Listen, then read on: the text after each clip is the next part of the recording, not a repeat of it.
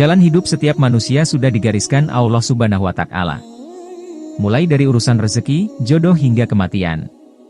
Seperti halnya kisah tentang dua orang dengan kondisi yang kontras, seorang laki-laki kaya raya dan perempuan papa.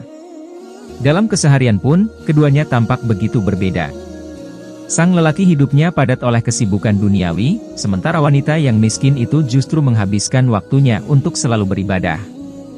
Kesungguhan dan kerja keras lelaki tersebut membawanya pada kemapanan ekonomi yang diidamkan. Kekayaannya tak ia nikmati sendiri. Keluarga yang menjadi tanggung jawabnya merasakan dampak ketercukupan karena jerih payahnya.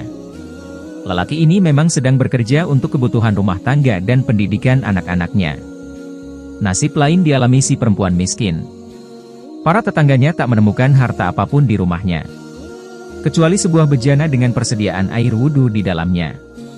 Ya, bagi wanita taat ini, air wudhu menjadi kekayaan yang membanggakan meski hidup masih pas-pasan. Bukankah kesucian menjadikan ibadah kita lebih diterima dan hikmat? Dan karenanya menjanjikan balasan yang jauh lebih agung dari sekadar kekayaan duniawi yang fana ini?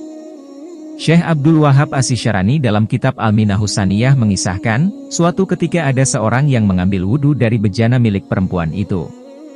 Melihat hal demikian, si perempuan berbisik dalam hati, kalau air itu habis, lalu bagaimana aku akan berwudu untuk menunaikan sholat sunnah nanti malam? Apa yang tampak secara lahir tak selalu menunjukkan keadaan sebenarnya. Diceritakan, setelah meninggal dunia, keadaan keduanya jauh berbeda. Sang lelaki kaya raya itu mendapat kenikmatan surga, sementara si perempuan papa yang taat beribadah itu justru masuk neraka. Apa pasal?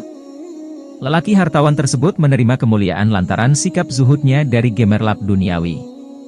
Kekayaannya yang banyak tak lantas membuatnya larut dalam kemewahan, cinta dunia, serta kebahilan.